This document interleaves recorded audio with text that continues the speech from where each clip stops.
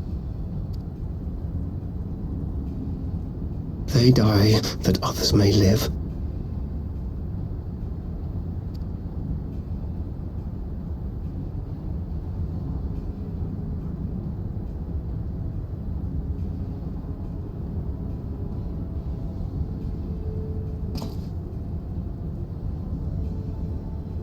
Vanguards! Attack!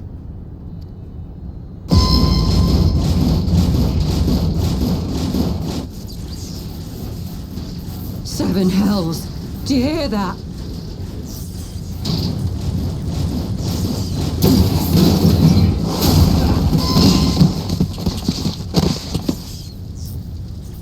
War machines!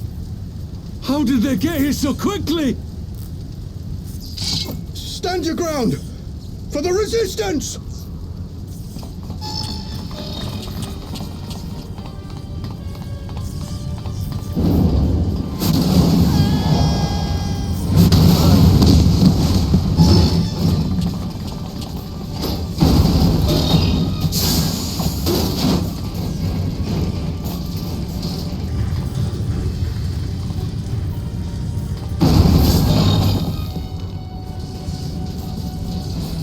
There's nowhere to run!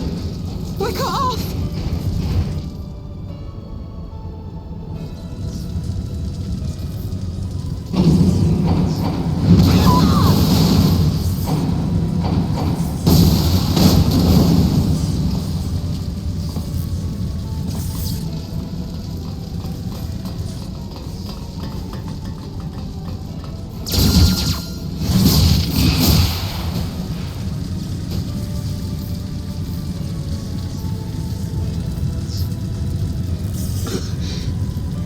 Gods help us! What were we thinking? The Empire's too big. Too powerful.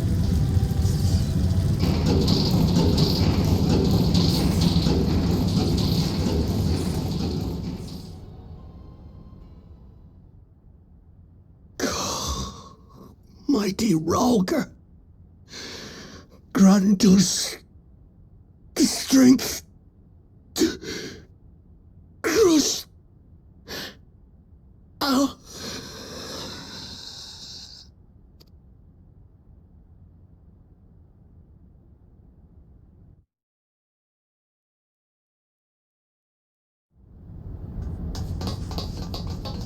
There you are. As you can see, our infiltrators did not elude me for long. Lady Ugiri is sending for an airship even as we speak. What do we do? This is a massacre!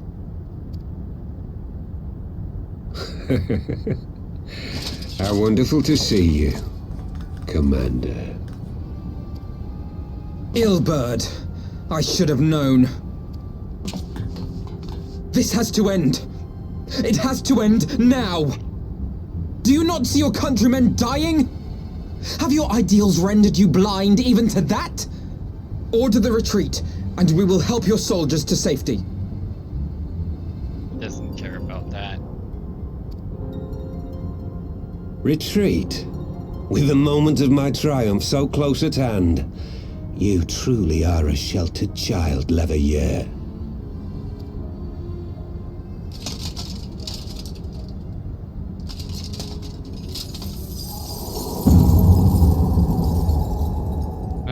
Nidhogg's eyes.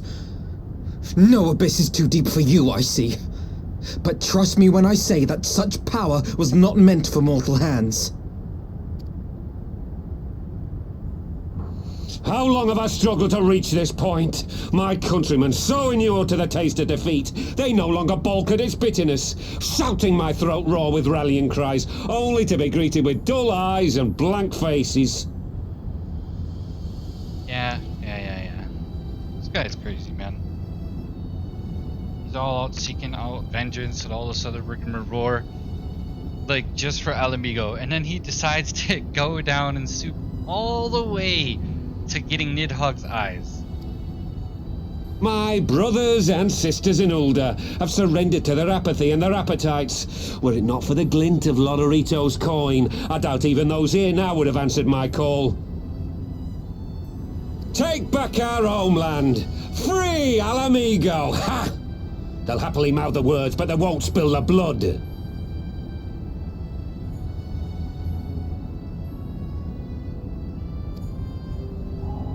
You say no mortal should wield these eyes?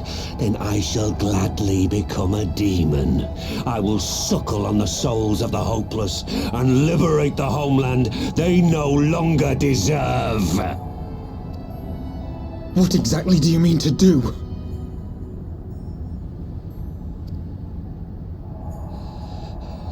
Did you hear their cries as victory was snatched away from them? Even with their dying breaths, they cursed the Empire.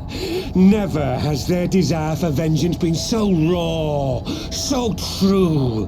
A god has no need of faith when summoned by so pure a purpose.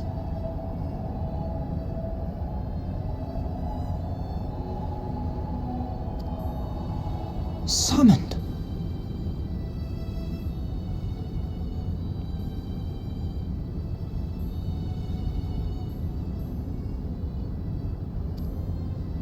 You cannot mean to fight the Empire with a primal! You know full well the danger, the futility of relying on such power! Oh yes, I know their limitations. Which is why I will call upon a deity more terrible than the very black worm of the calamity itself.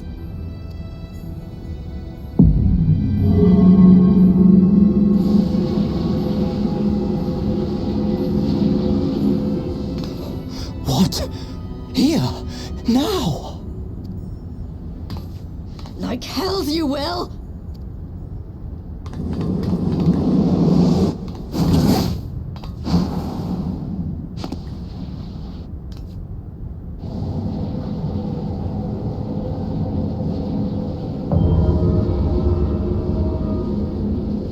An ending to mark a new beginning. My pain, my longing, you shall have it all!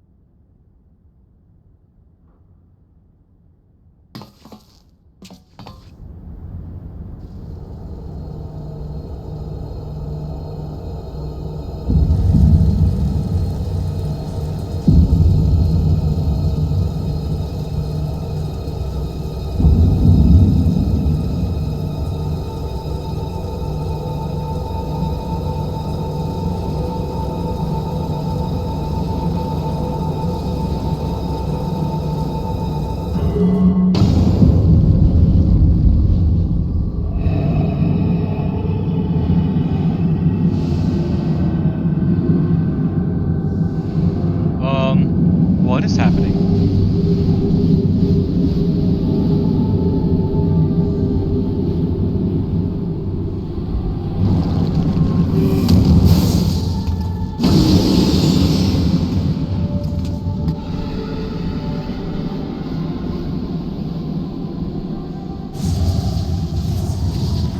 This light, is it... His death completed the ritual. The primal is taking shape. Well, can't we stop it? There must be something we can do!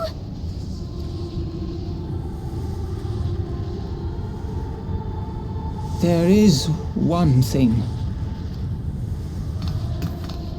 What? Hey! Where do you think you're going? Master Louisoix briefly contained Bahamut by means of a potent spell of sealing. I will now attempt to do the same. But that's impossible!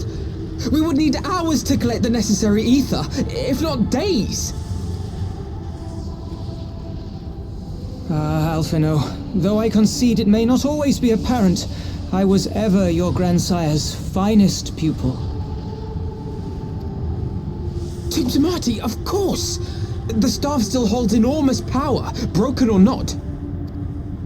Don't you dare, Papalimo! I know how that spell works.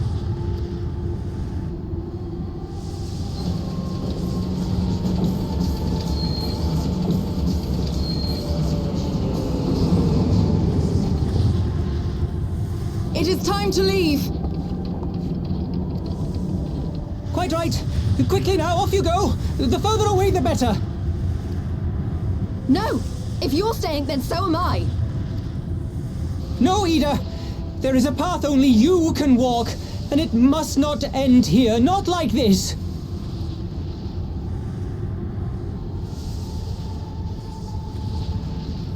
Take her!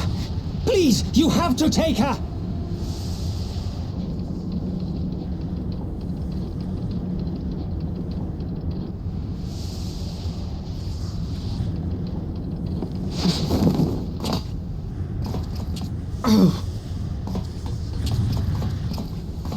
What? No! Damn it, Thancred! Put me down! Thancred! This is one battle you cannot fight. Away with you! Go!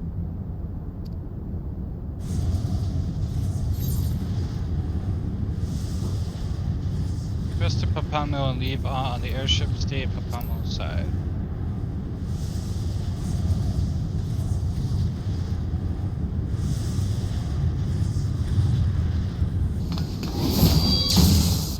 Oh! Hilda! I think he means now!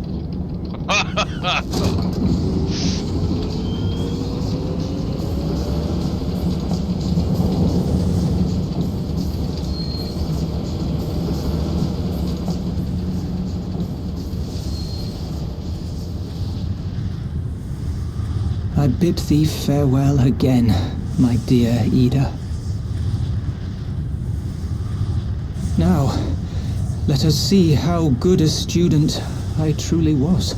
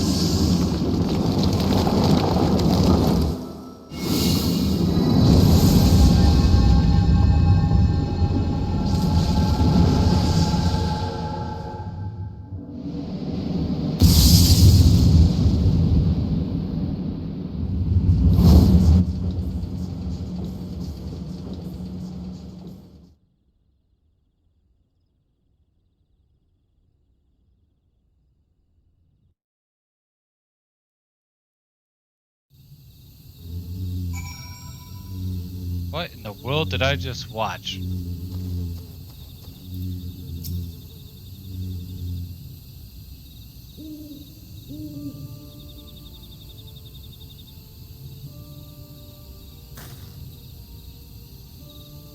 Why?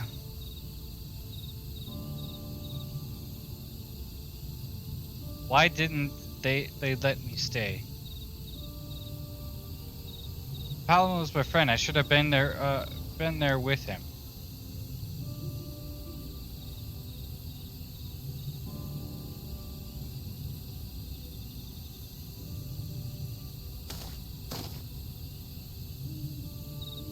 You could see it in his eyes, Ida. He knew what he was doing, what had to be done.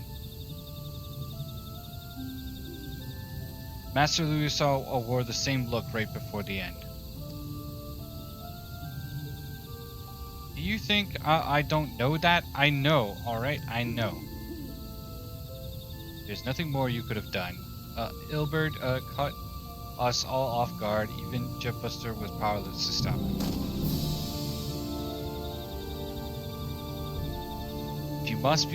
If you must blame someone, then blame me. Just promise that you will never forget what Papamo strove to protect or the lessons he tried to teach you.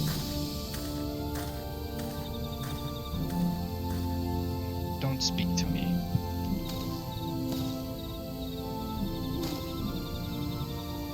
Leave Yeda with me. Go back to the Rising Stones. The others need to know what happened.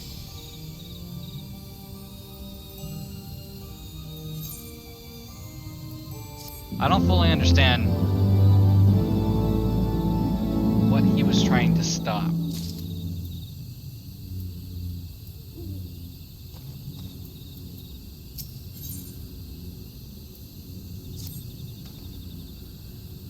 Once again, I find myself at a loss for words. But Thancred is right, we must return to the Rising Stone and appraise our companions of all of this. Pray, make your way there at once. I will send your word to Yeshua and the others for our imminent return. Well, I'm happy that Ingrid is dead. Didn't care for the guy. Did permanent damage to my favorite person. Moving on. Just knowing beyond belief that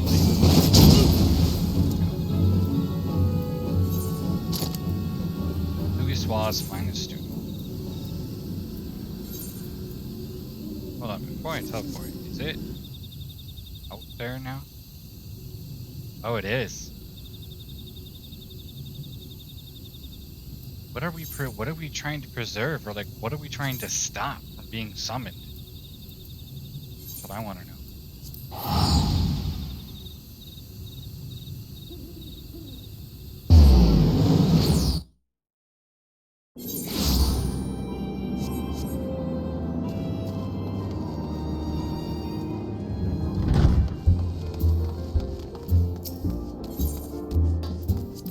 Bam, bada bam, bam, bam, bam, bam, bam, bam.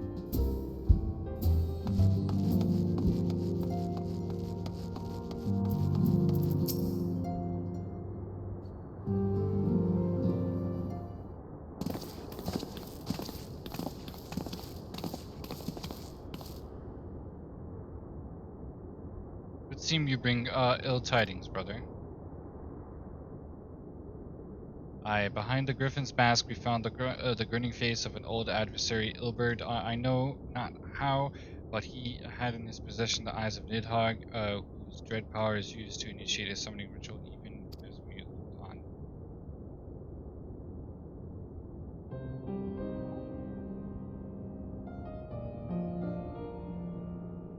By the 12.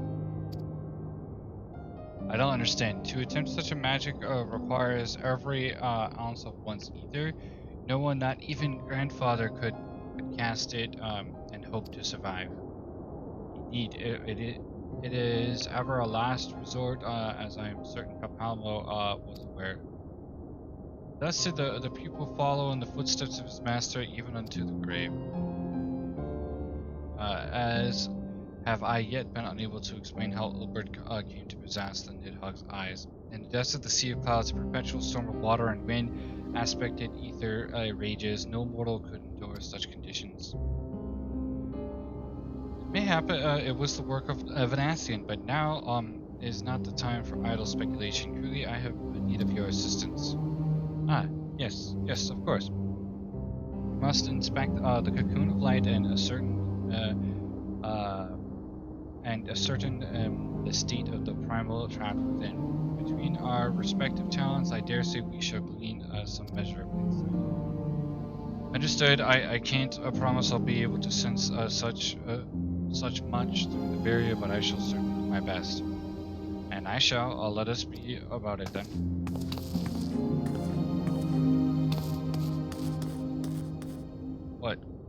What? Without so much as a by your leave? Pray forgive Archon Yustula her brevity. She seeketh employment, lest her grief deprive her of all will to act. I desire to comfort Yeda, doubtless compounded her unseemly haste. I too must contend with the grievous loss in my own way. By leave, Lady Aceli, I shall honor our fallen colleague through gainful study, to exist writings which may yet further our understanding of this cocoon of light.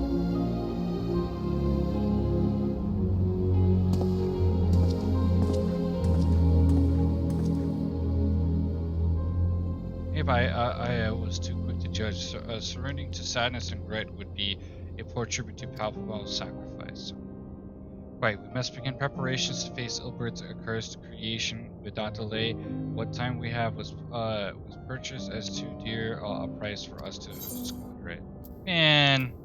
Oh my gosh. We keep on losing people, like, it's weird. Like, I get it, like, you know, some immensible, unbelievably powerful primal has been summoned. You know, and like people are seriously concerned about it to the point to where we sacrificed Papalamo, but I don't know what was being summoned. Like, was it Bahamut? Like the enchanted demon version of Bahamut, or like, I don't know. Like, what in the world was it? 1 second, guys. I'm gonna use the restroom really quick, and then grab something to snack on really quick and continue.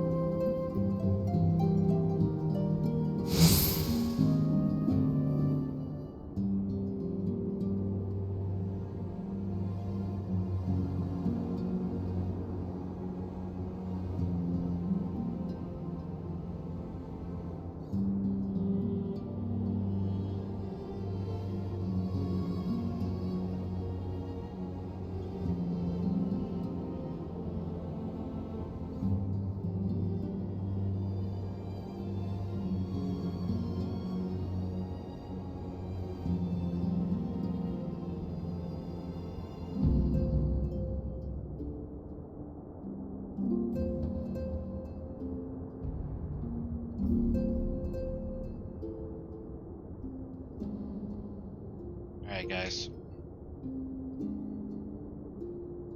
Second here.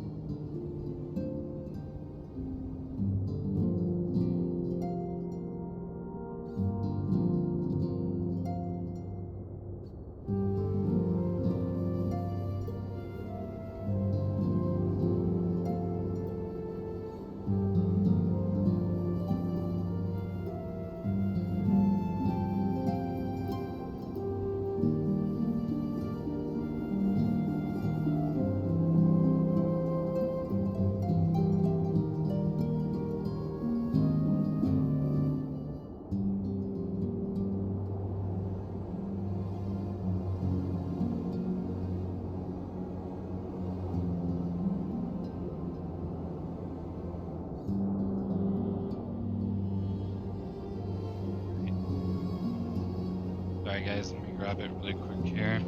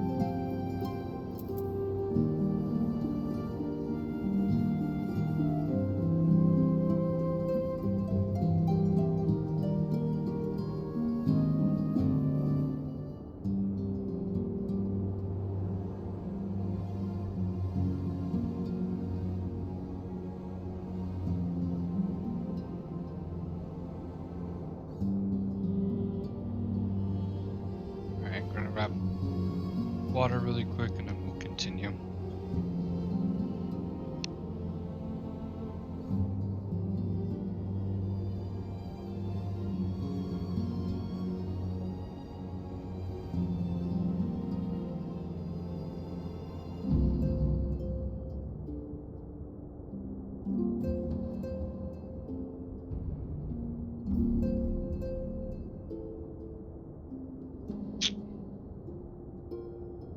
Let's continue our journey and see what's going to happen next, shall we?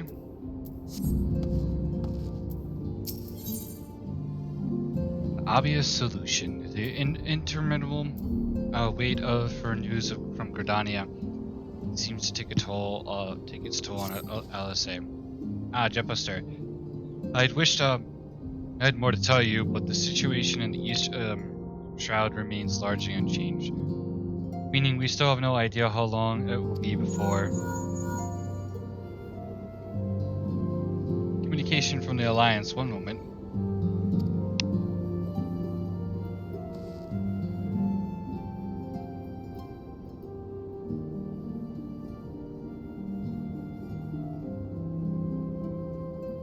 Yes, of course, our representatives will be present. Why, thanks.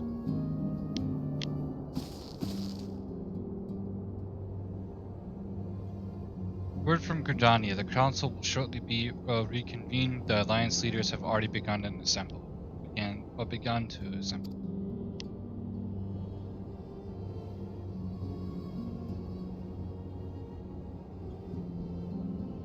We wish to discuss the primal, of course, as of Yustul's last report. The Cocoon yet hung above the wall unchanged. Yes, but the LTC doubtless shares our concerns about how long it will remain so. I am told that Sid Garland has been called in to add his expertise to proceedings. A wise decision. The more minds we have working on this, the better. Well then, I suggest we leave the Rising Stones in Tatru's capable hands and make haste for the Lotus stand.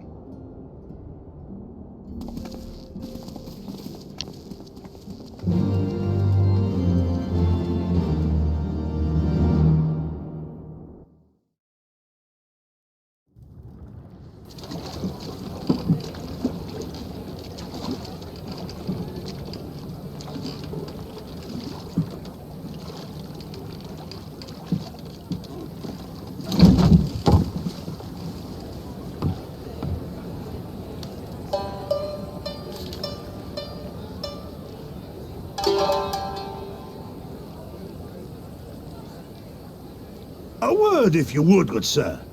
This place, it is within the realm of Eorzea. You're an odd-looking fellow, aren't you? Still, takes all sorts, I suppose. This here's Vesper Bay, Thanalan's door to the ocean, as some folk like to call it.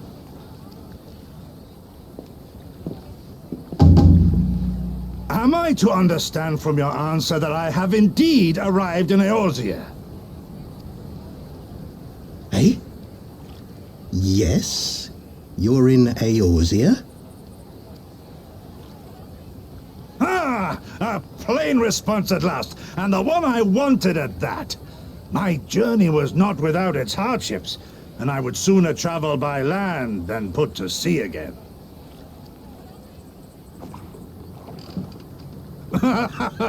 You do not believe that so small a bark could bear me across the ocean? Such timid little sailors. I had but to set my course and set my jaw till I made port.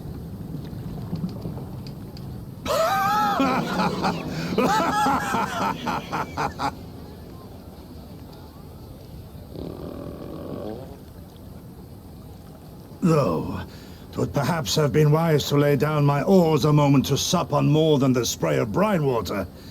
By the trembling of my limbs, I sense a brief repast may be in order. Nay, I will not hearken to the feeble grumblings of an empty belly.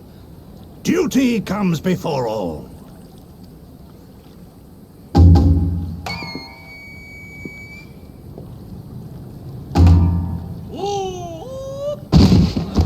Good God, man, are you all right?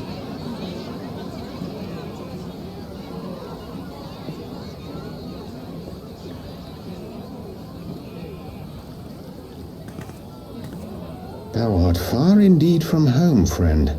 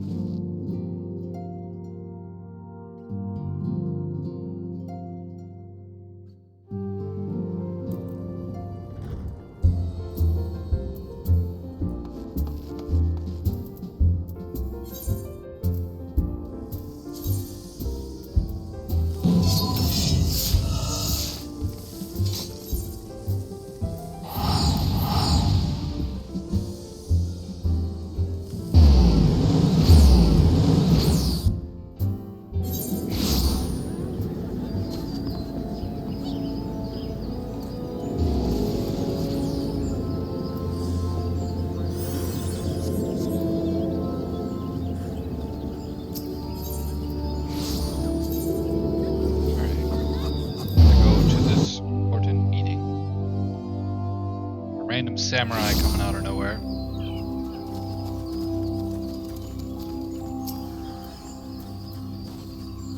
Welcome. Warrior Light, this way, please.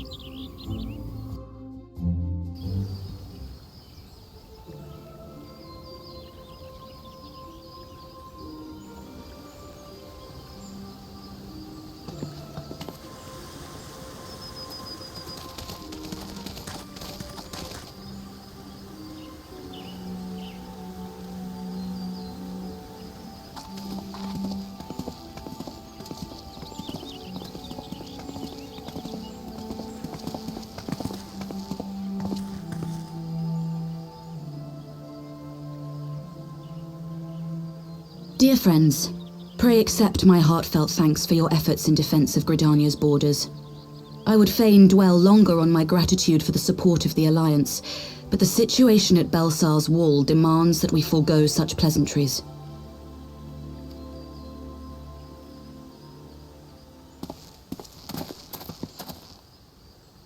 According to our most recent intelligence, the cocoon of light that formed in the air above the wall remains undimmed and unbroken. After measuring the cocoon's etheric concentrations, Archon Y'shtola has confirmed the presence of a primal entity.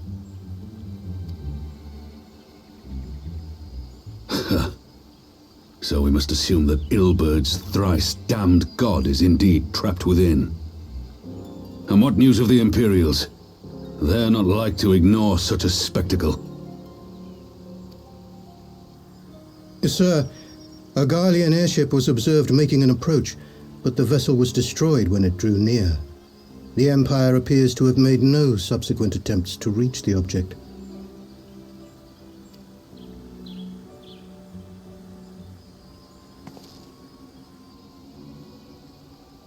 The soldiers who witnessed the incident spoke of a lance of light issuing from within the cocoon, of an entire warship being reduced to smoking ruin in the space of a moment.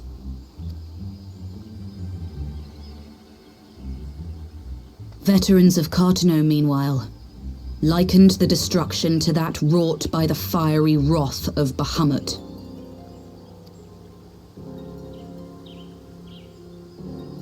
We could face another calamity.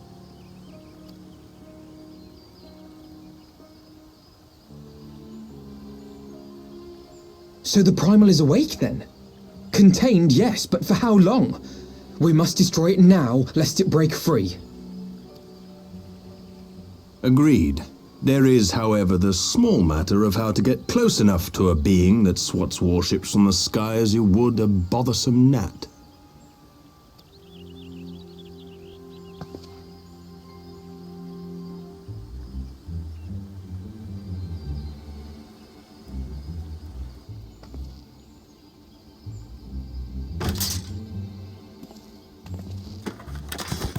Is this truly so complex a puzzle?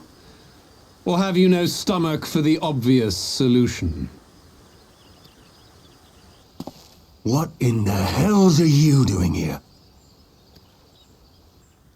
A pleasure to see you too, Garland. Now, if you'd be so kind as to explain to these good people why you should be begging me for my assistance, that would be most appreciated.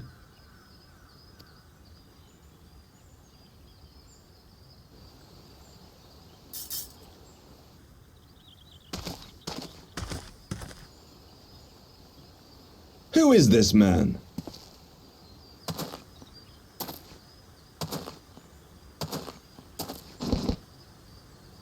Oh, how terrifically rude of me. Nero Tolskava, former tribunus of the 14th Legion of the Garlean Empire. These days, however, one might say that I'm something of a free agent. What do you want, Nero?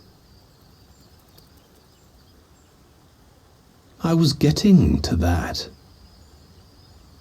Although you already know what I'm about to propose, old friend. As you have rather belatedly realized, within that frail binding lurks an entity alike in strength to the great Bahamut, and the only force in existence which might conceivably contend with such a foe is the very creation which captured the Elder Primal in the first place. I speak, of course, of Omega. Omega? That hulk has been gathering dust beneath the plains of Cartano since the Allagans breathed their last. And none alive knows how to wake it.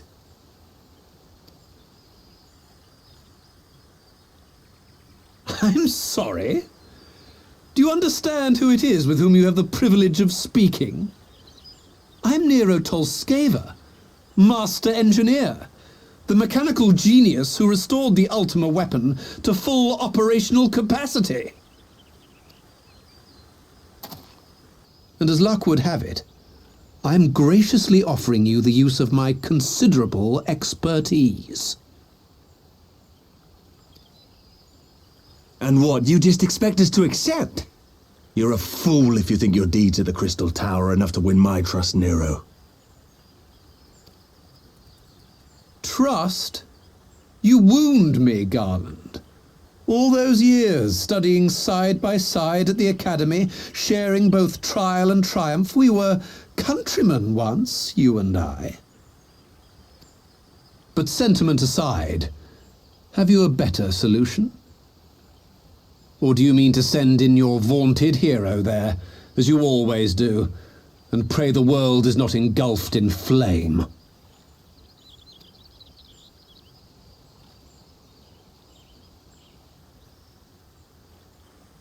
Let us approach the problem in a rational manner. Does not the fact that Omega slumbers in stasis point to the existence of some overriding technology? A means of control?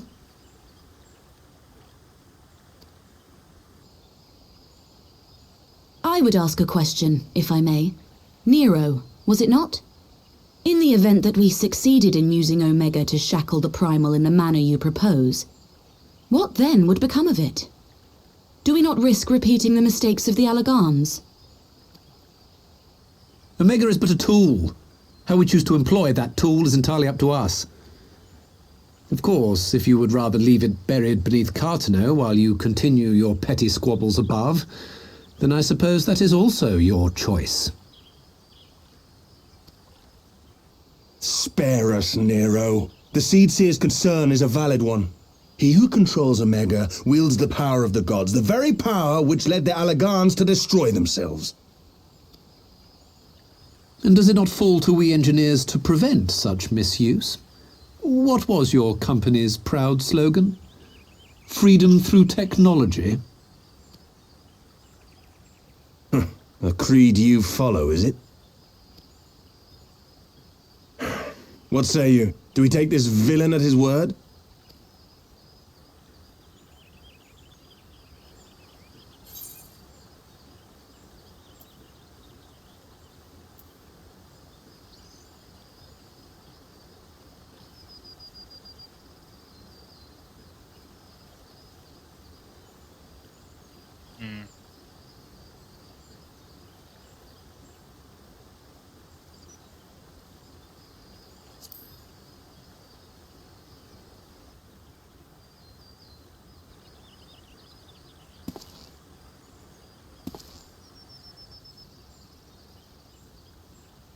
As will I. I don't like it, but then it doesn't look like we have much choice.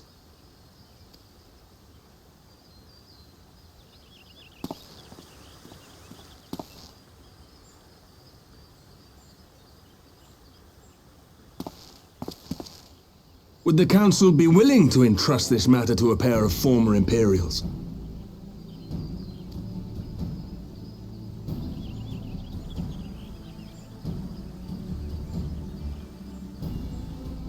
Yes.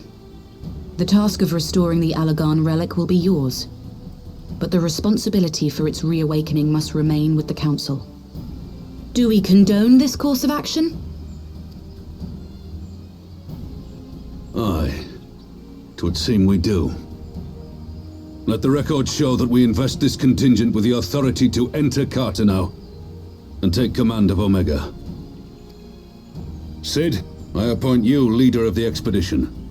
Scions, I would ask that you assign some few of your number to escort Master Garland and supervise the other one.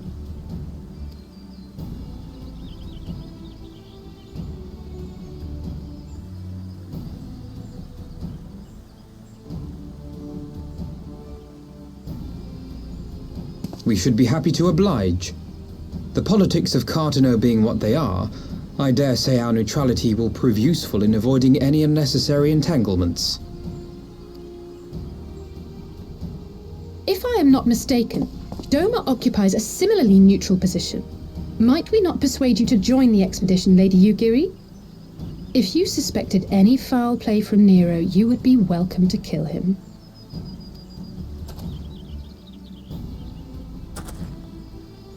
My blade is yours. Not a moment's hesitation, eh? You'll forgive me if I do not shake your hand.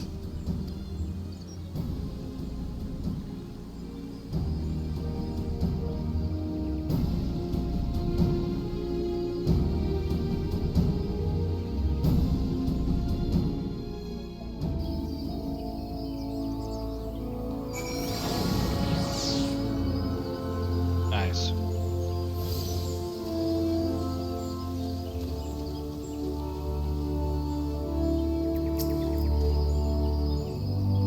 Well, that was rather an unexpected development, one of which raises a number of questions, not least among them now Nero chance to learn of the council being in the first place.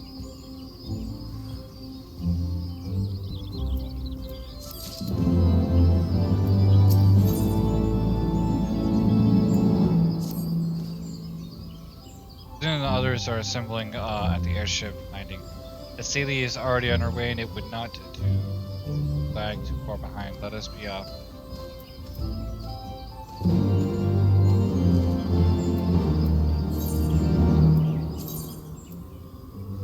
Ugh.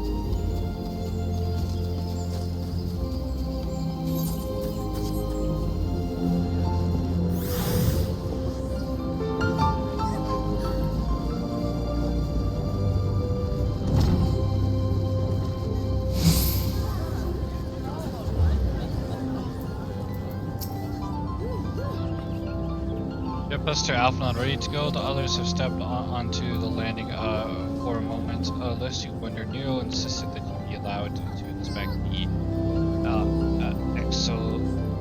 Excelsior before boarding in. You let him, despite this very timely offer of assistance. The thought of the man poking about in the workings of the ship without proper supervision does not fill me with confidence. Calm yourself, Alpha. Your sister was adamant that he would never leave her sight. She and Yuguri, well, here they are now.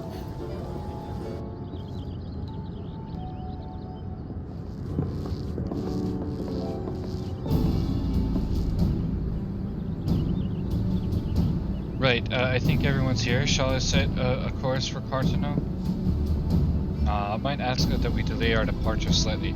I require no more than a few hours at most. Our colleagues are studying the moon even as we speak, and I wonder I would hear their latest observations. Seem wise to gain as clear understanding of the situation as possible while formulating a plan. Oh, I thought time was against us. How foolish of me. Hold your tongue when you are when we want your opinion, we'll ask for it. Forgive me, my lady. I shall keep my counsel until such time as you have finished procrastinating. Alright, while Alphanot speaks with his colleagues, I shall fly the Excelsior over to Ordana and we can reconvene at the Rising Stone. My apologies for the trouble. I shall visit Yustul and the others forthwith and join you as soon as I am able. Jefferson Prey accompany Celie back to the Rising Stone. I shall feel safer knowing you are present to entertain our guests. Right, everyone heading to Mordana is welcome to travel aboard the Excelsior. I'll clear things with the girl at the counter here. Let her know when we're ready to leave.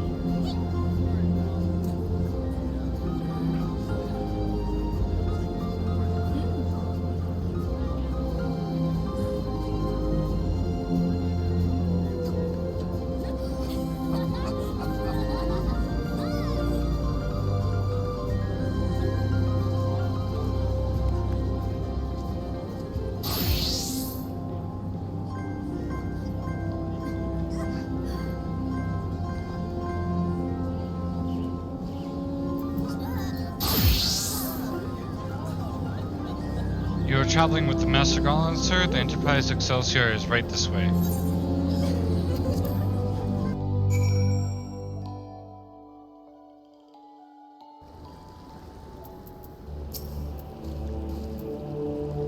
Not quite a door-to-door service, but I couldn't exactly land her in the Toll's main square.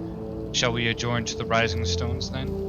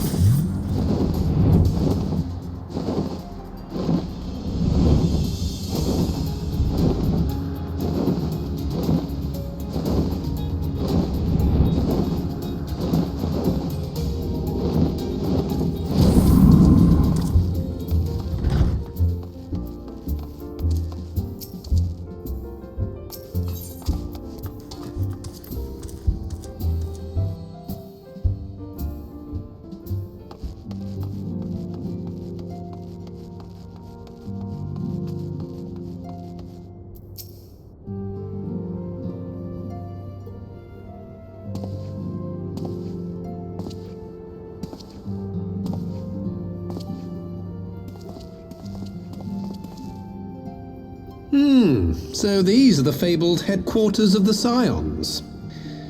I confess I would have expected an order of self-proclaimed warrior scholars to surround themselves with the fruits of man's enlightenment. And yet there's not so much as a single piece of magitech in sight. It never ceases to amaze me how primitive you Eorzeans truly are. I'll have you know that the Rising Stones is home to the very latest in magitech innovation. Wedge calls it the Mark 14 Thermocoil Boil Master, and it's the finest kettle I've ever had the pleasure to own.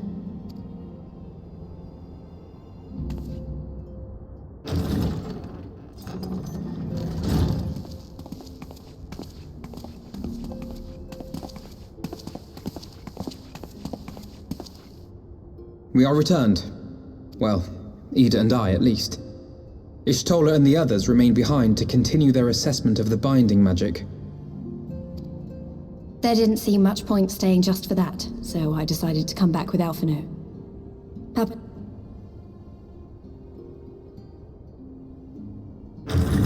By your leave! Oh my goodness. Good God, that voice could fell a gigas. This is the Rising Stones, domicile of the Scions of the Seventh Dawn. I enter at the invitation of one Lord Urianger. I spy you there, Shadow Walker. You always were a hard one to find. Yugiri, do you know this man?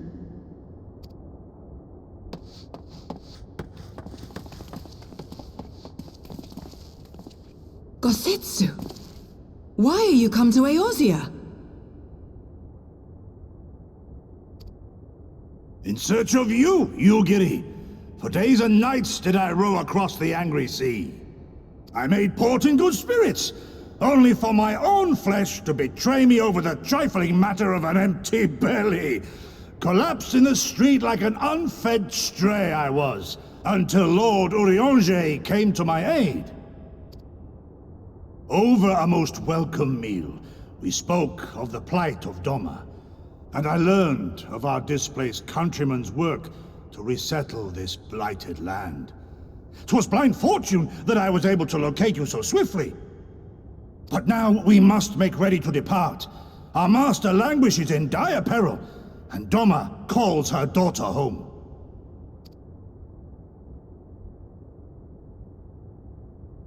It is not so simple, Gosetsu.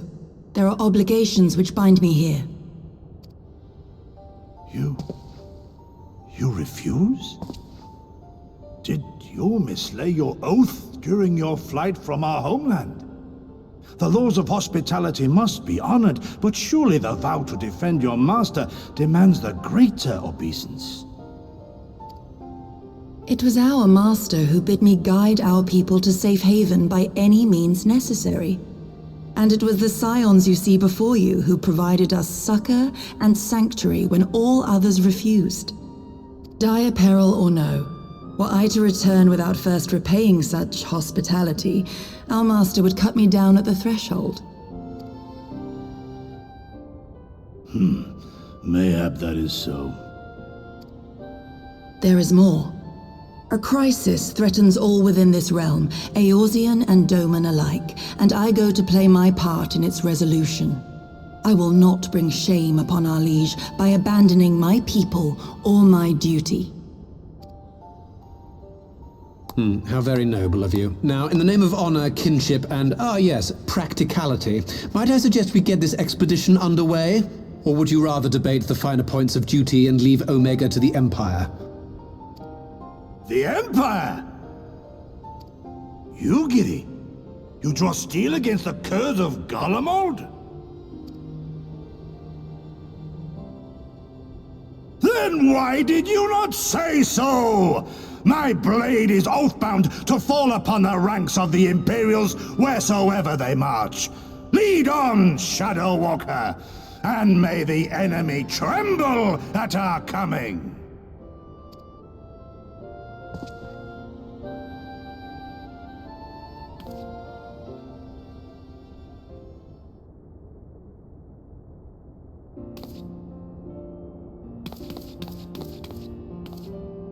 Yeah, Buster, wait, could I speak to you for a moment?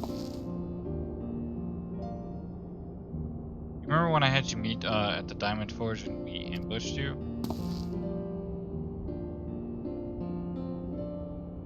Well, once we had your measurements, I set to work making you a traveling outfit in my spare time. I've only just a moment finished the stitching, but I wanted you to have it before you left here.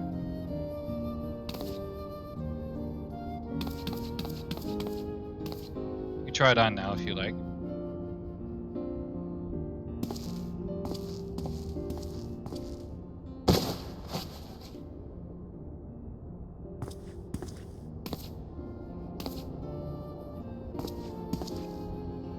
Nice.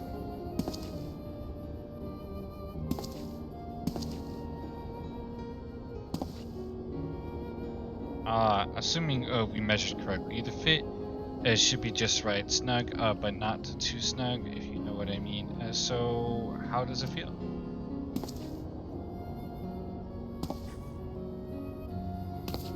You're not just saying that, are you? Oh, I can tell you how much this means to me. To have crafted something worthy of the warrior light is, just say it makes all the practice worthwhile. I only sold it in a blood pearl charm to, bring you home. May it always protect you.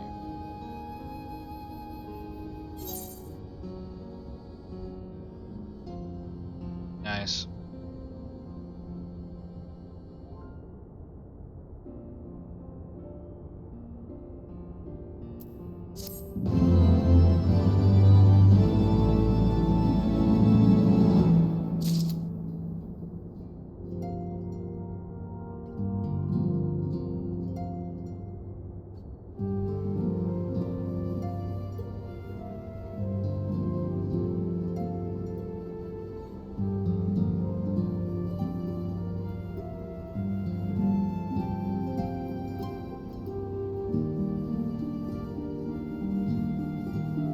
Nice.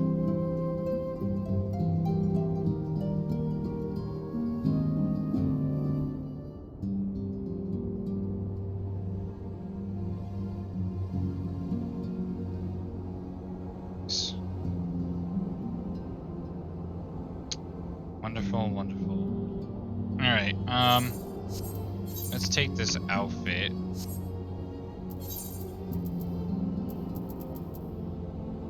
That she just clearly just gave us.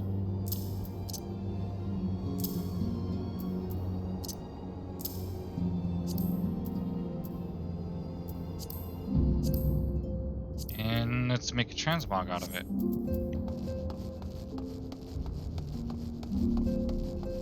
One second.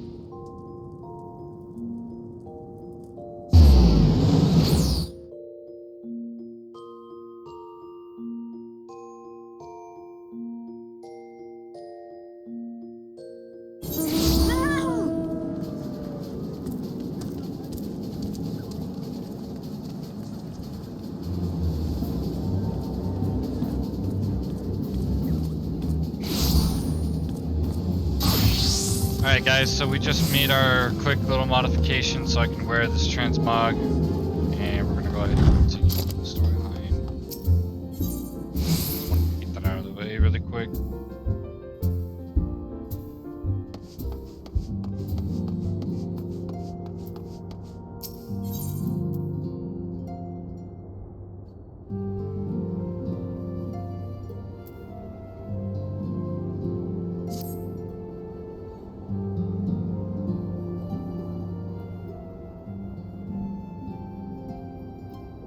So we have to wake Omega up, right? When do we start?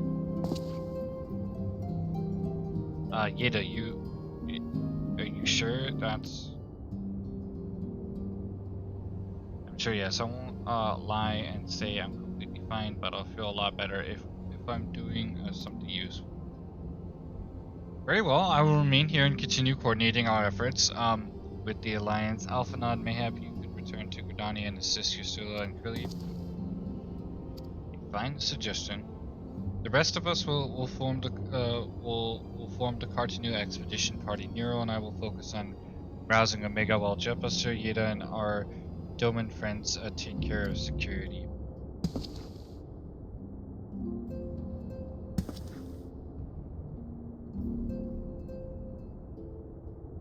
Yeah, Excelsior is by the lake just outside town. We'll leave as soon as everyone is ready.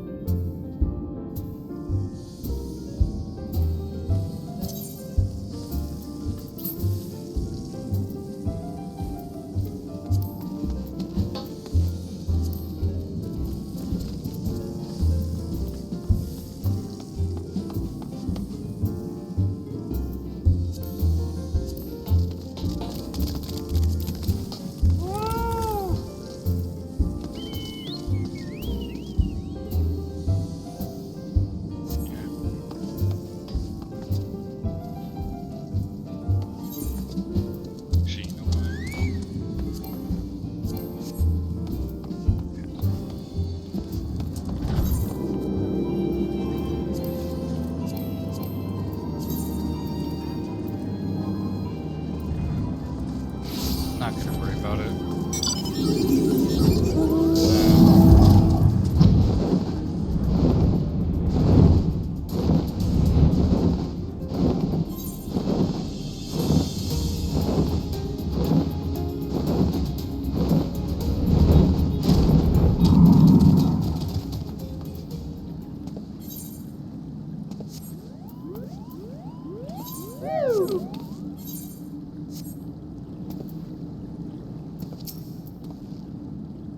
We haven't far to go. With any luck, we'll be at Cartanu before Gosetsu graces the deck with his dinner. Once there, however, we had best to be on our guard, given the Aline Roli was still active when Vega was discovered. Sure, we can be sure that the Empire has long been aware of its existence, and if Nero deemed it the obvious solution to the threat posed by this new primal, it is not possible that Garmon might do the same. Have your weapons ready and your wits about you. Something tells me we're flying into a fight.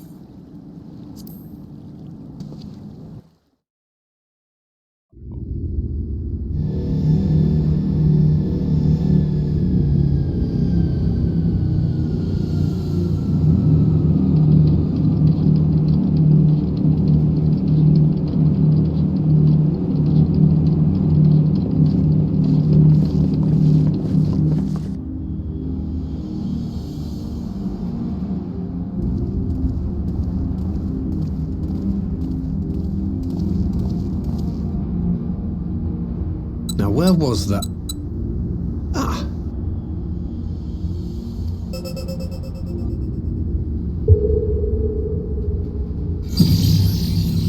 I've enabled the teleporter. One brief jump and we shall arrive in Omega's control room.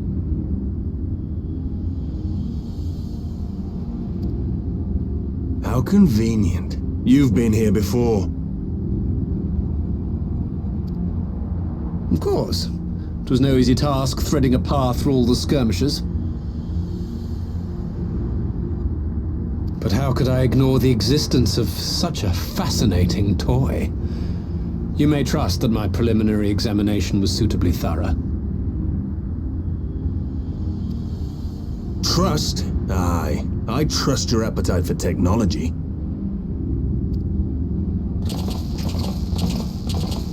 I chased down a suspect airship, and who should I find but the traitor, Sid Garland.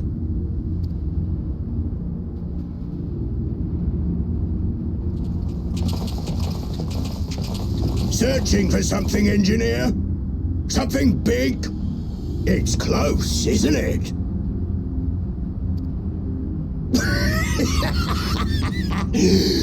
It's like all my name days have come at once. Of all the scouts the Empire could have sent. Take care of that brute, will you?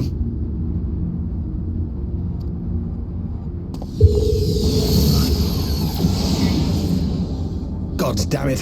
Can't let Nero tinker around in there by himself. I'm sorry to leave you to it, but I dare say you'll manage without me.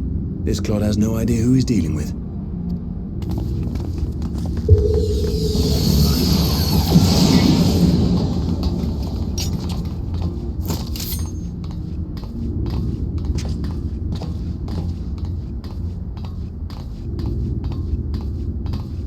I am Gosetsu, Samurai of Doma. You will rue your choice of opponent this day.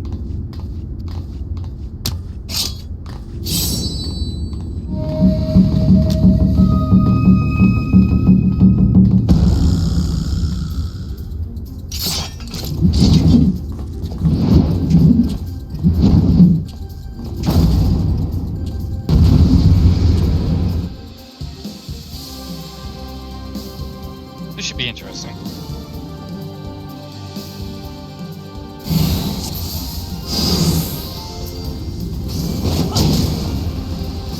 No holding back!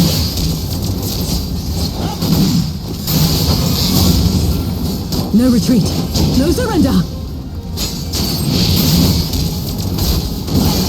Tis my right to strike!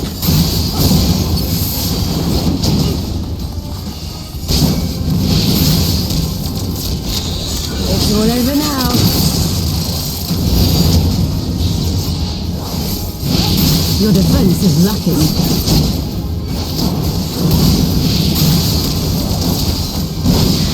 Look upon a samurai of Dhamma!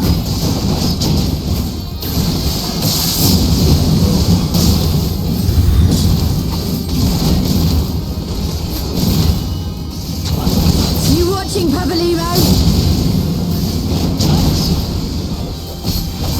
Leave this to me.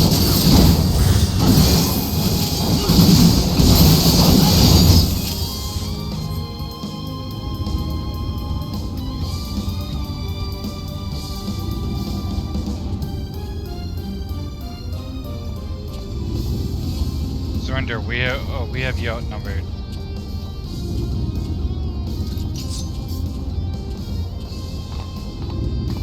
Wouldn't be the first time.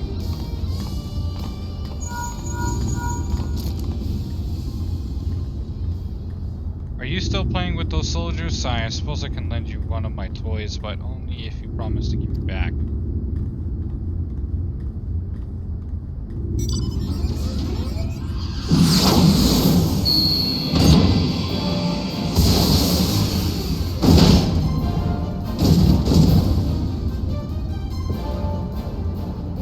Oh, the Red Baron. Now end this nonsense.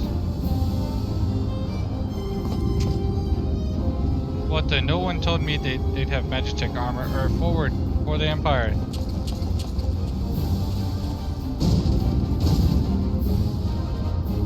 The honorless cut thinks to abandon his men. I shall see that he shares their fate. Pray tend to the rest of his minions.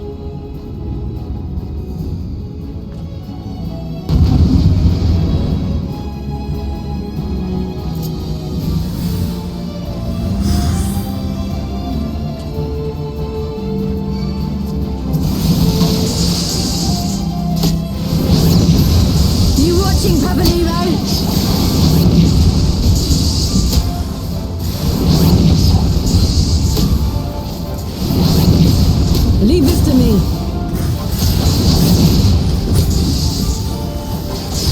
Is my right to strike?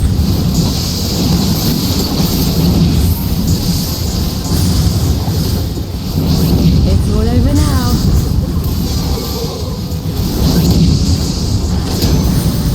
Your defense is lacking. I have you!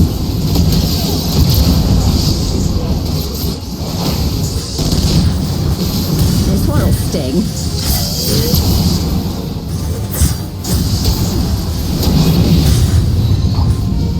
No retreat. No surrender.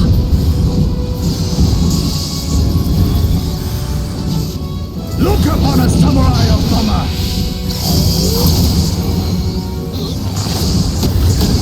No holding back. An opening.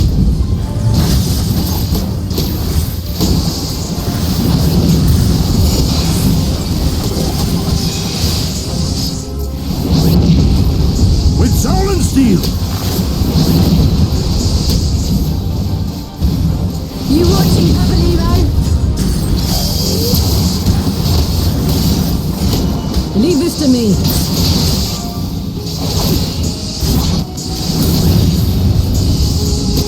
Is my right to strike?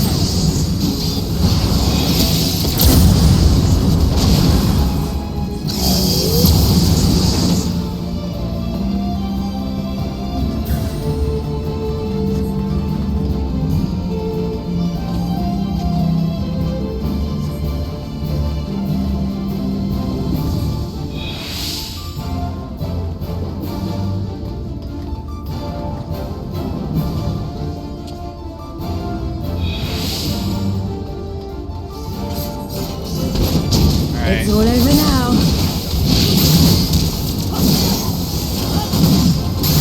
Your defense is lacking.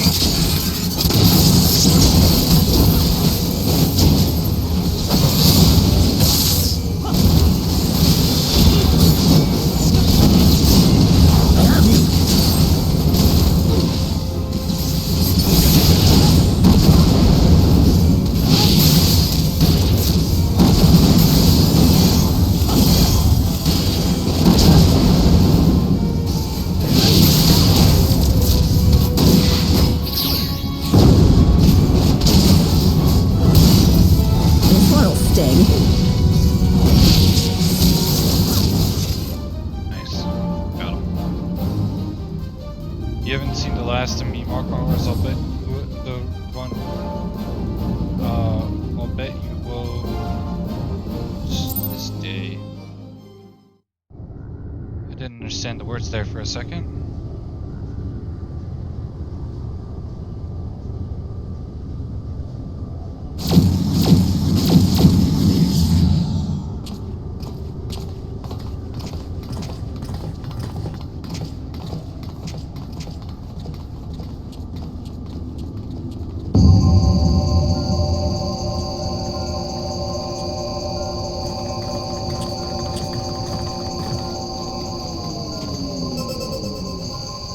Temporal stasis disengaged. All systems operational. Garland?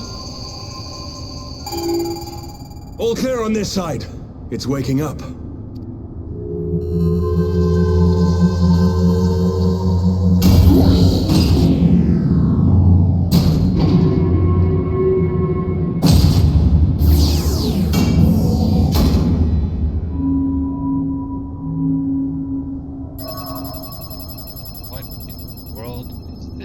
Remarkable! Omega sensors immediately detected the presence of the cocoon, even at this distance. They must have been set to scan for sources of energy exceeding certain magnitudes. I still don't see any means to control the machine directly. It seems to have been designed to act wholly autonomously.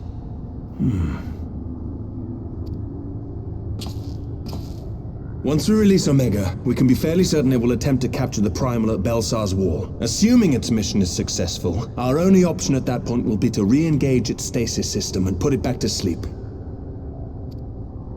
And should the machine happen to misbehave, we'll simply initiate an emergency shutdown. I confess we don't yet have a complete grasp of its capabilities, but I'm certain the details will not elude us for long.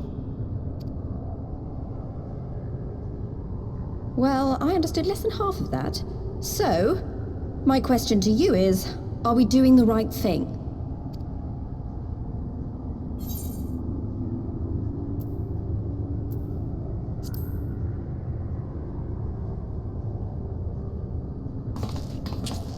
What do I think?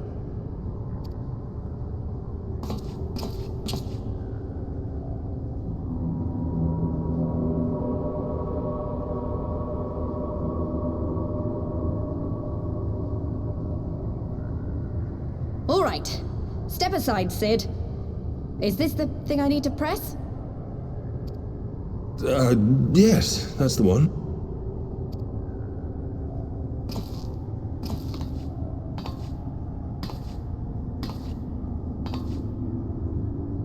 You gave too much for us to waste this chance, Papalimo. So this is for you. And me.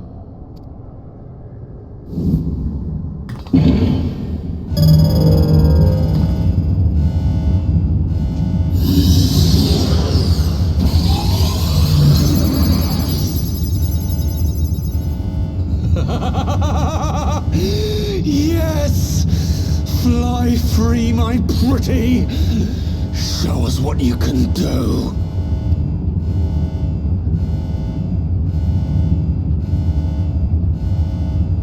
The launch sequence has begun. Omega is loose.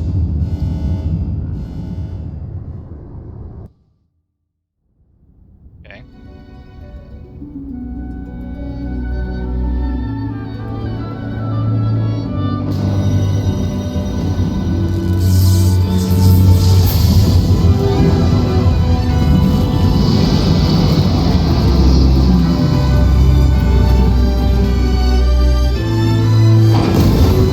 Not again.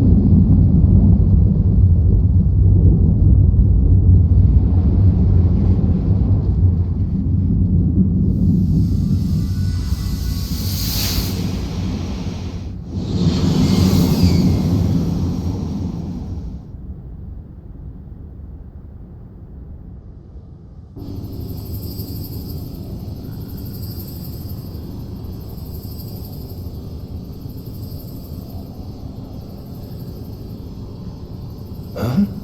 Omega has stopped transmitting.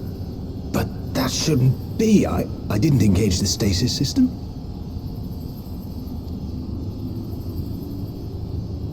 And what does this signify?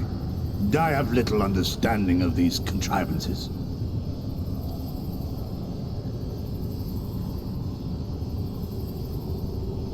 The launch went exactly to plan, but all signals emanating from Omega have ceased. This may indicate any number of things, but we will need to join the Scions out in the field if we are to ascertain which one.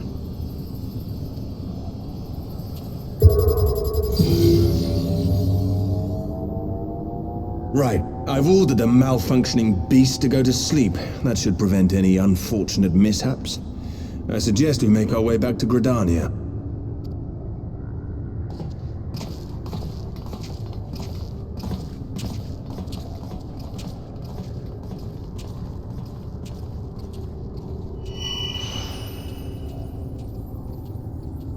Omega destroyed the cocoon.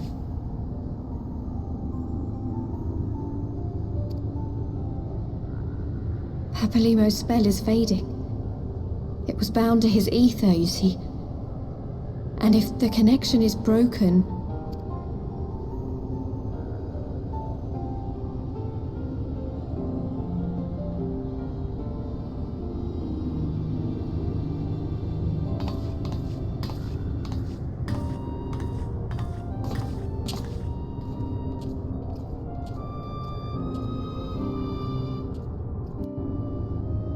I don't know what that means.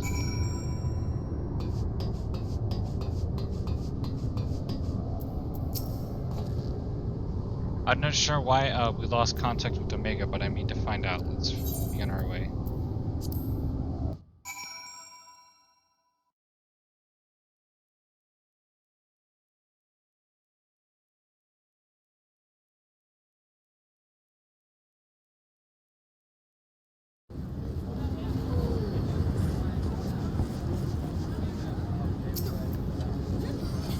One moment, everything was functioning perfectly, and the next it wasn't. It makes no sense. We need to see what happened for ourselves soon.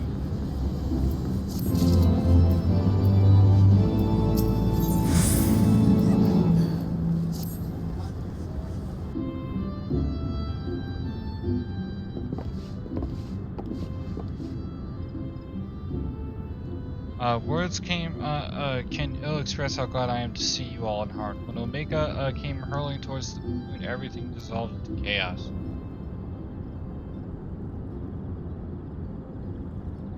I have to see it. I have to see it with my own eyes. Ada, wait, we must first. The old seer is expecting us. Hurry now, Daphne. Go Ketsu and I will watch over her. You may safely attend your meeting. My thanks, you, Gary.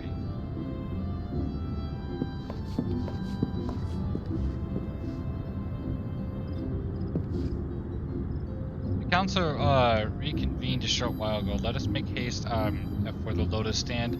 All there are eager to hear your testimony.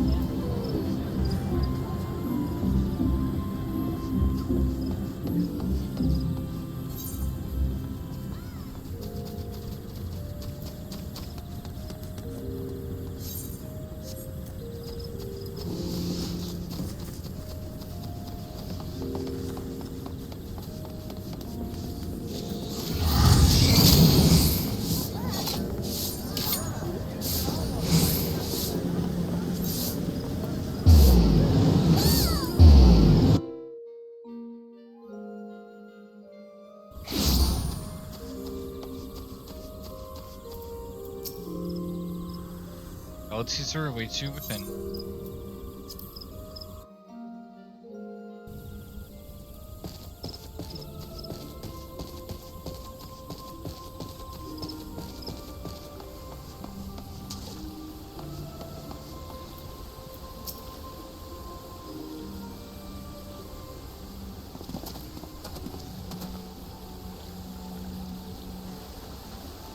My friends, full eagerly have you awaited your return. Few indeed could have discharged the duty entrusted to you, and most humbly do we thank you for seeing it done. You are too kind, Eltsius here. As I recall, we as good as demanded the right to try, but tell me, how did the battle unfold? We succeeded in waking Omega I, but we lost contact with the weapon shortly after it launched.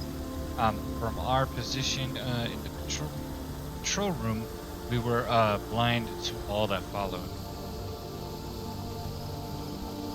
What words could do justice to such a scene? None of my choosing that much is certain, but I can give you the facts. The cocoon hatched even as Omega arrived, and from its midst rose a great dragon. The pair duly set about each other in the skies over Gaia Mina. The primals might defy belief. It seemed that the very heavens would be rent asunder by the force of its blows, and it would such magics as I have never seen and hope never to see again. The battle raged on with no end in sight until both combatants were engulfed in a blinding flash of light.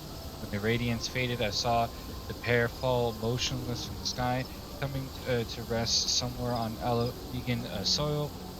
I will not speak of for the rest, but to my eye it seemed that each had landed a fatal blow for each other. While most among us could think only of Bahamut when looking upon the primal's form, the Domans were heard to whisper the name Shinryu. It would appear that the being resembles a creature of Far Eastern legend, and we have found it convenient to refer to it as such. This Shinryu's fate, and indeed that of Omega, is yet unknown. We have alas no eyes on the Urbanian side of the war. Which is why we have sent our main force under the command of Marshal Tarpon to capture the wall. With the Imperials in disarray, we have the perfect opportunity to secure Gridania's borders and assess the aftermath of the attack. I myself will join the Marshal and his men from the Council to journey. Well, that explains a few things. I'll wager that flash of light coincided with our loss of contact. Lest you wonder, we quickly engaged Omega's stasis systems so that even if it has fallen into the Empire's lap, it will be of no use to them, save perhaps as a statue. Correct. Without me to guide their efforts, it would take them decades to decipher Omega's core functions, if they managed it at all. Such reassurances do much to calm our fears, yet the relic's fate is but one of several concerns. Indeed, I humbly submit that the time has come for us to contact with the resistance representatives in Garabina. Though Ilbert has forced our hand, it would seem only logical to seek an alliance given the inevitability of imperial retaliation, and by working in concert, it is not impossible that Alamigo might finally be wrested from Garlemon's grasp.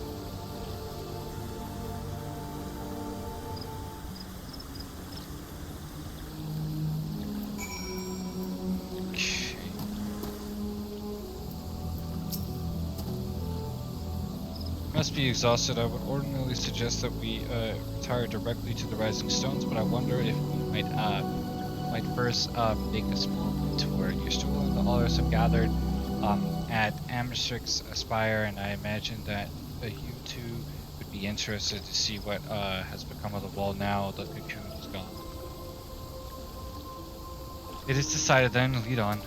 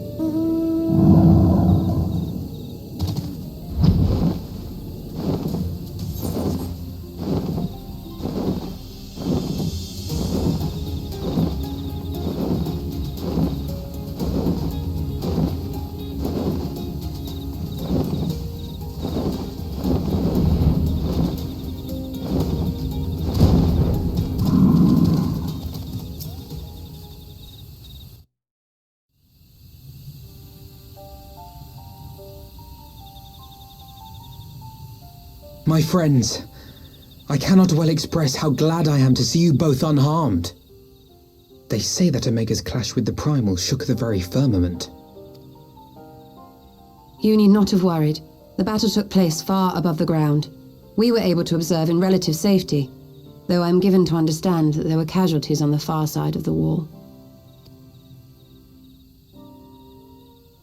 It was like watching a nightmare unfold before our very eyes. Ilberd's primal manifested in the form of a colossal dragon, a being of pure violence. It burst forth from the cocoon with such terrible force. That such a horror should spring from the eyes of Nidhogg comes as no surprise. Nor do I wonder at its form. Ilberd all but announced it in the moments prior to his death. Plainly, it was his dying wish to visit a second calamity upon the Empire. And I am quite certain the abomination would have obliged had it not found itself outmatched by Omega. Gods! I am no stranger to the works of Allag, but even I was unprepared for the machine's furiosity. It beggared belief.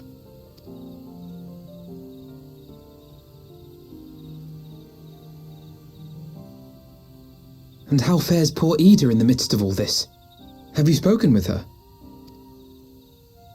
She is up on the platform, lost in thought. We deemed it best not to disturb her, but mayhaps she would welcome some company after all. Shall we?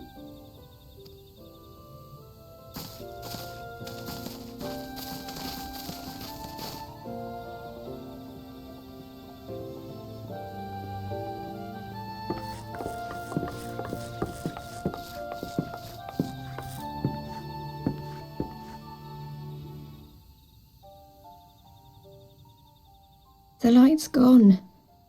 It was all we had left of him. Ida. I don't blame anyone. I knew what was going to happen. I knew the spell Papalimo meant to cast would drain away his life force. I knew that it would only buy us a little time.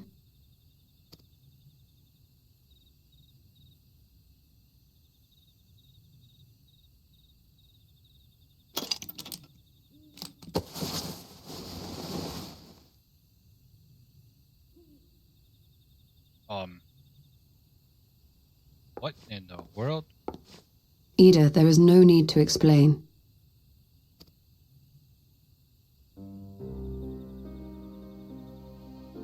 But there is. I can't hide in Papalimo's little shadow anymore, and I shouldn't hide behind my sister's mask. 20 years ago, on the day the Empire marched into Alamigo, I was still just a child, not even 5 summers old. My father had been one of the leaders of the revolution. He had fought to overthrow the Mad King, Theodoric. And my sister had fought alongside him. But she was strong and kind, and always knew what to do.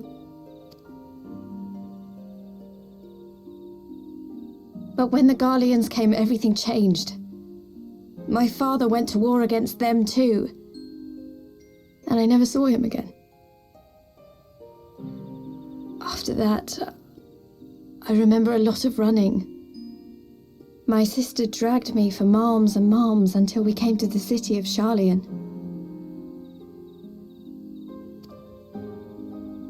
That was where she met Master Louis Soir. He introduced her to the Circle of Knowing, and she eventually became an Archon. She was your inspiration. Is that not why you took up her mask and her name? Or did you simply mean to continue what she had started?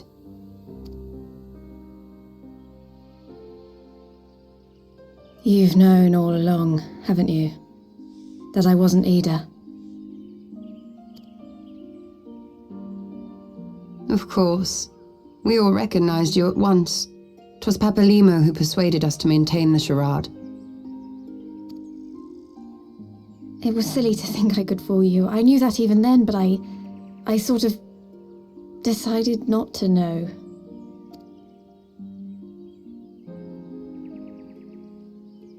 Ida died 6 years ago, on a mission to smuggle refugees out of Alamigo. They say she was overwhelmed by Imperial soldiers when she stayed behind to save a little girl. She was so strong. There must have been a lot of them.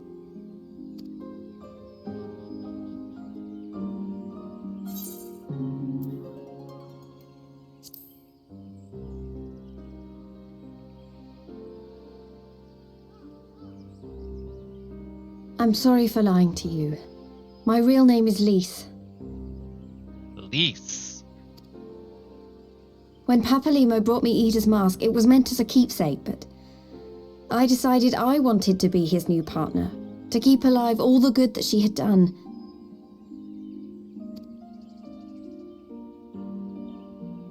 I didn't want to become Ida, exactly. At the time, though, I still didn't know who I was myself, and it almost seemed easier to play the role. Papalimo agreed to help, of course, but it was never what he wanted for me. He wanted me to walk my own path, and those were his final words to me.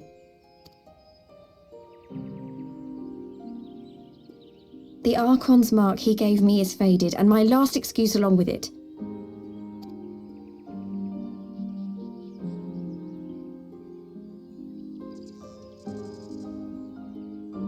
So this is it. Whatever I choose to do from now on, I do as Lise. And I choose to continue my family's fight. I want Alamigo to be the country that Ida and my father always wanted it to be.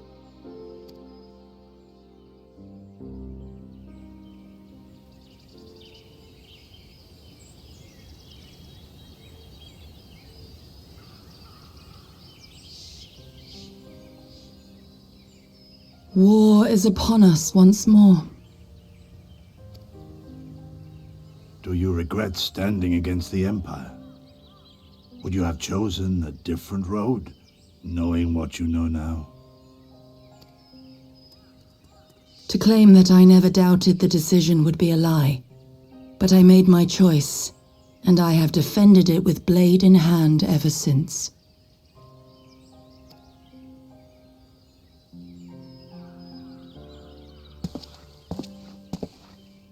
The battle continues, and our steel is needed.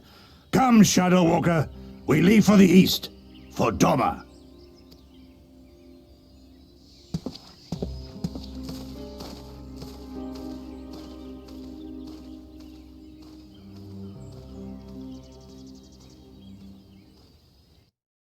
Interesting.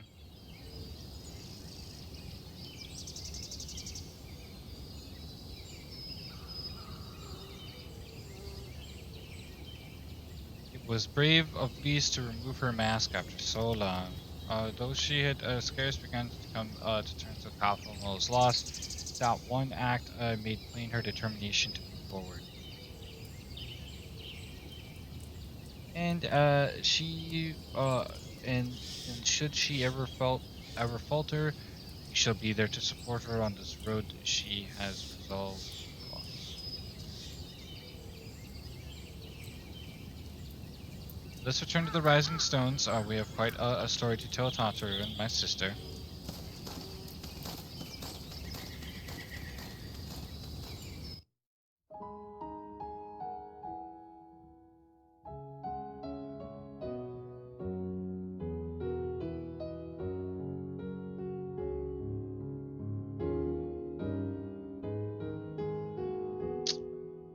Well, boys, that was, I think, the main ending of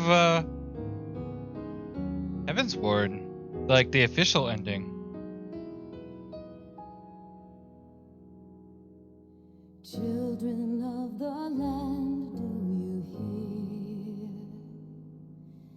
hear? Echoes of truths that once rang clear. Alright, let's skip this. I've got time to look at it.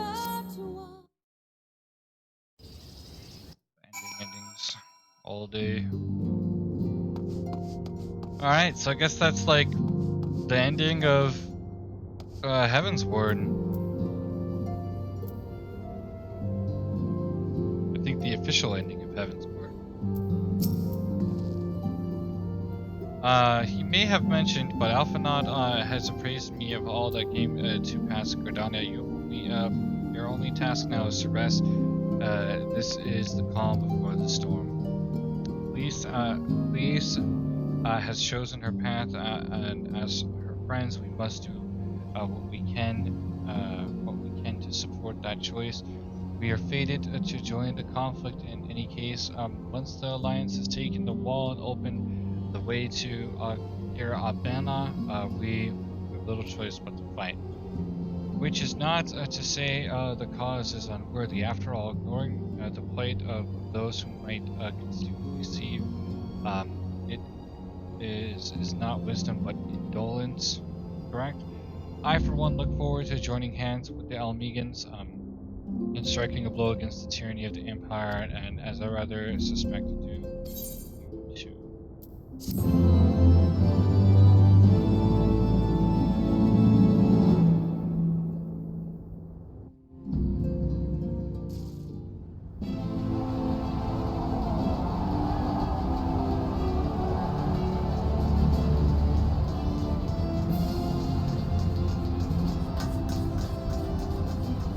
Quick march. The Imperials will soon be come to their senses, and we must be ready to face their retribution.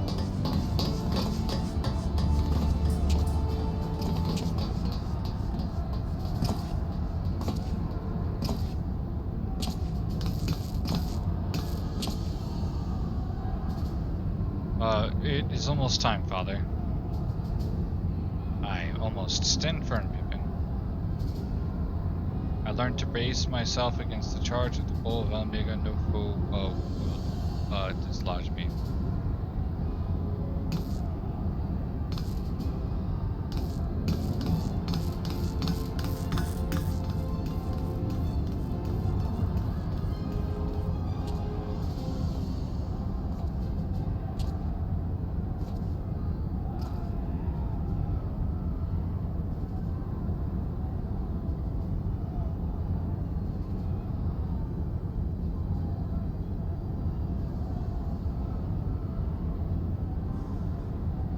Very well, Ilberd. I will take our homeland back. The both of us.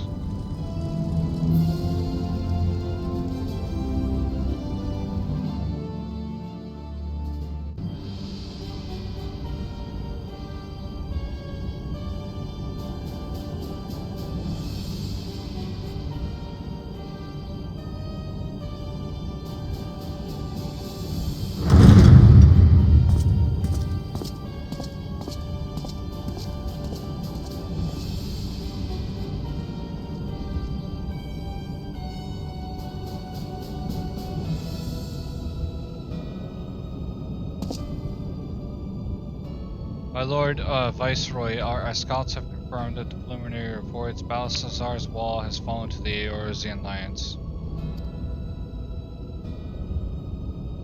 The hunt for Omega and the unknown Icon continues, though both yet elude us, my Lord. Their battle caused considerable damage across the region. Should we perchance divert some of our forces from the search to undertake necessary reconstruction work?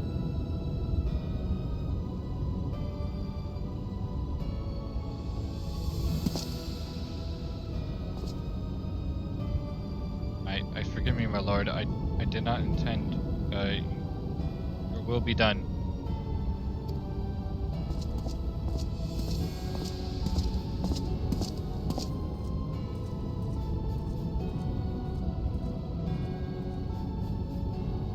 No, when spies tell me the Domans call it a Shinryu, and that it proved a match for Omega, yes, the coming days promise to be most interesting. Most interesting.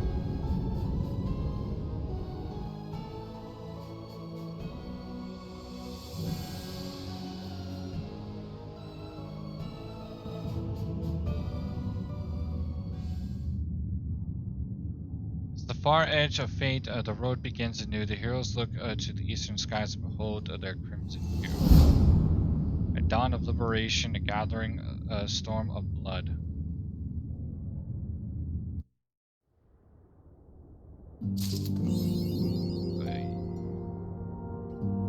It's not good. Beyond the Great Wall.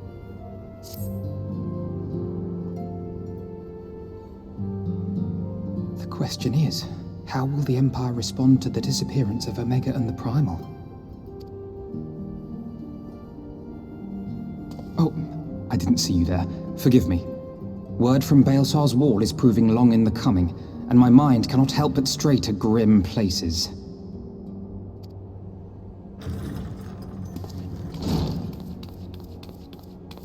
Alphino, a message from the Alliance. It's about time. Pray summon the others at once. Yes, sir.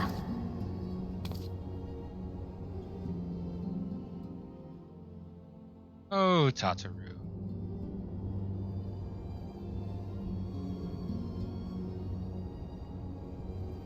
General Uldin reports that his forces have secured the breach in Baelsar's wall.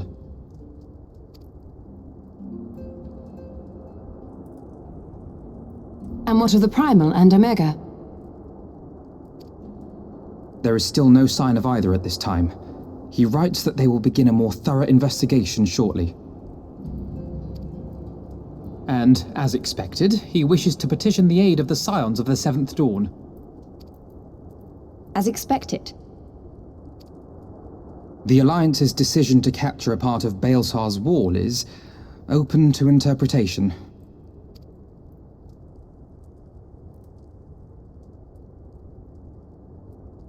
The wall serves to demarcate Imperial territory, Alamigo included, from the rest of Eorzea. To an observer, the Alliance's actions could be seen as a prelude to invasion. Indeed. And the Alliance leaders have no wish to be branded invaders. What? What?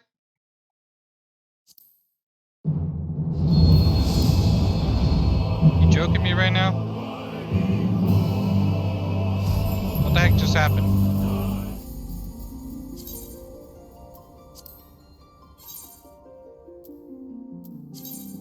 Literally. I'm in the story. Like, how do you just straight up disconnect me? Like, see, this is the flat out bullcrap that I'm talking about. Like, terrible servers. Terrible. There's no abrupt apparent reason that I should be getting disconnected.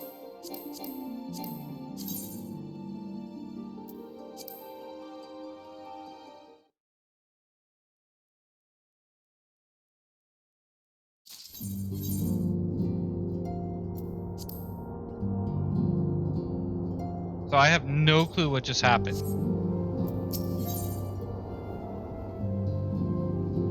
Holy moly. Well, 334k. Nice. I'll take it. The question is, how will the Empire respond to the disappearance of Omega and the Primal?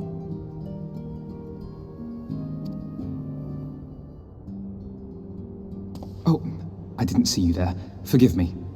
Word from Baelsar's wall is proving long in the coming, and my mind cannot help but stray to grim places.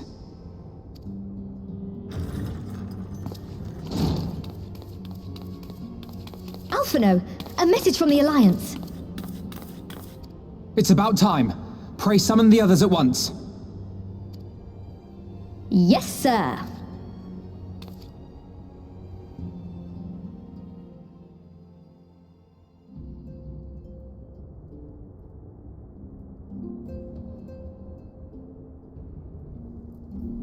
General Uldin reports that his forces have secured the breach in Baelsar's wall.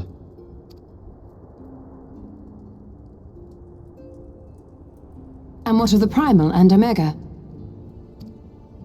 There is still no sign of either at this time. He writes that they will begin a more thorough investigation shortly.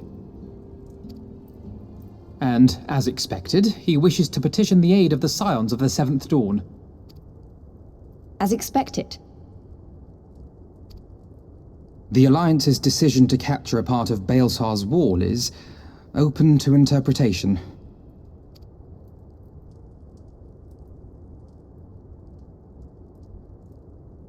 The wall serves to demarcate Imperial territory, Alamigo included, from the rest of Eorzea. To an observer, the Alliance's actions could be seen as a prelude to invasion. Indeed, and the Alliance leaders have no wish to be branded invaders. You're saying they won't fight for Alamigo? Even after everything that's happened? Not without the consent of her people, no. Make no mistake, Lys. The Alliance is in complete agreement that the Empire must be purged from Eorzea. However, they will not set foot in Gyr Abania until they have formally secured the consent and cooperation of the Alamigan opposition.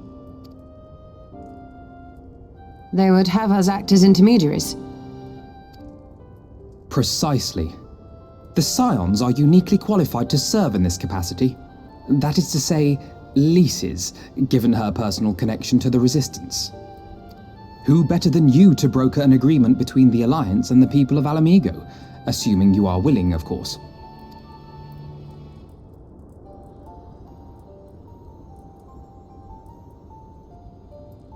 Of course I am. You know I'd like nothing more.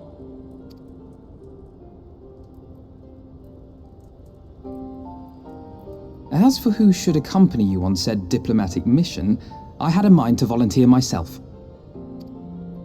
Well, that covers the talking part. But you just know there'll be trouble along the way. Are you available?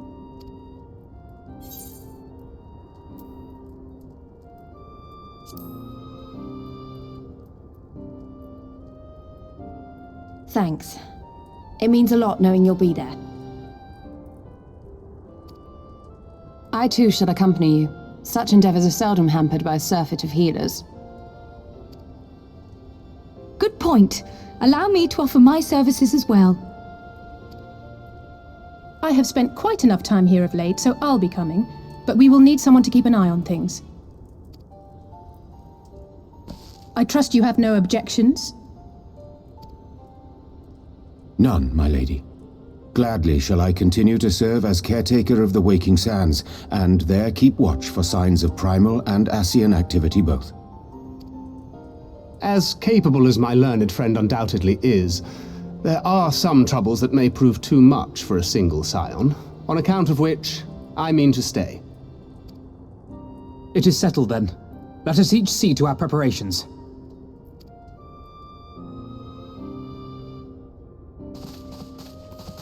Nice.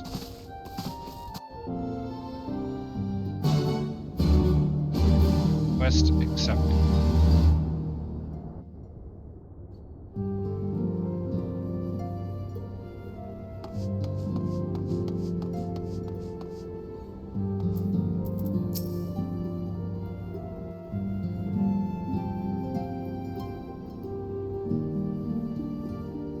Ready, my friend?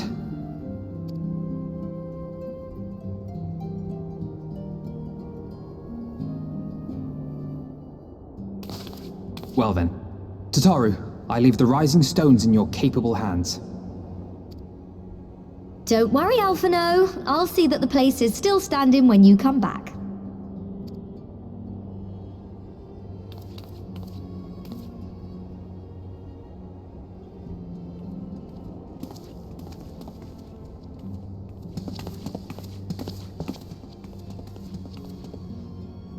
Mistress Y'shtola has unfolded all. You are bound for Gyr Abania? Aye. The Alliance would have us make contact with the Alamigan Resistance as soon as possible. It begins then. As soon it shall in Doma, if the gods are good. 'Tis but a pity it must be now. I am sorry that we shall not be present to fight beside you in the battles to come. You have stood with us countless times, Lady Ugiri. Pray do not apologize. Then let us thank you instead. You and yours stood with us from the first, when we came to this land as refugees in search of sanctuary. Loath am I to think what might have become of my people, had you not extended to us the hand of friendship. We will never forget. This I solemnly swear. Much has changed since first you set foot on these shores. Revenant's toll stands as a testament to that. I'm sure your people will manage in your absence. Indeed. They have built a new home for themselves and no longer need me to shepherd them. The time has come for Kosetsu and I to return to our master, to our home. I know how you feel. It's time I went home too. Though our battlefields be 1,000 mounds apart, our purpose is one. Let all men hearken to the clarion call of freedom, of liberation, from Eorzea to the far east, that they may rise up and cast down the curse of Garlemald. Take care, you hear me? When all of this is over, we're going to celebrate, together. Just you wait. I should like that very much. Fare you well.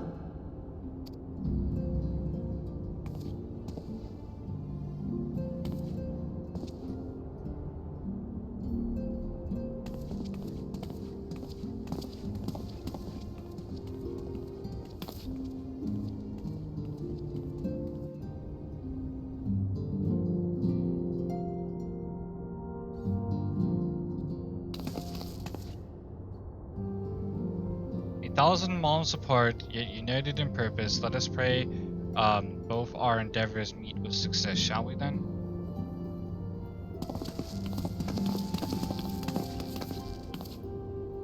Wait, not just yet. I knew I'd forgotten something important. See, could you come with me?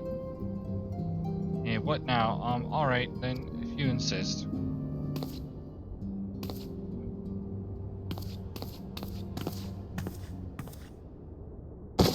Yep, she's getting a makeover.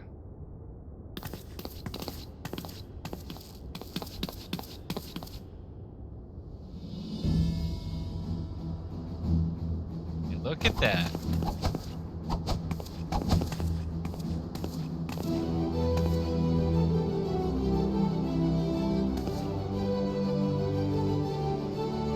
Yeah, what do you think?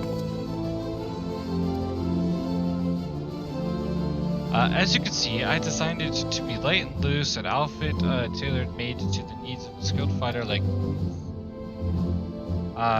your work never ceases to impress. Much more of this, and I may have to stop introducing you as the science receptionist and start referring to you as our permanent seamstress.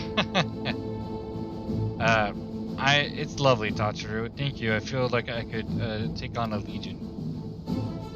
I'm glad you like it. And with that, I'll delay you no longer. Safe travels. Then onward to Girabana, and first stop will be the Antarix Spire in the Shroud.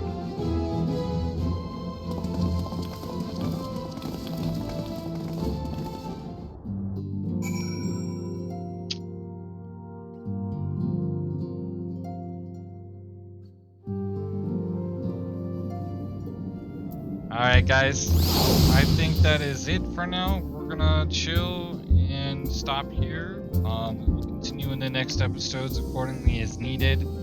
It's been fun. We definitely got a lot further than I thought we would. We, I guess, officially finished the very, very ending of Heaven's Ward from what it seems like.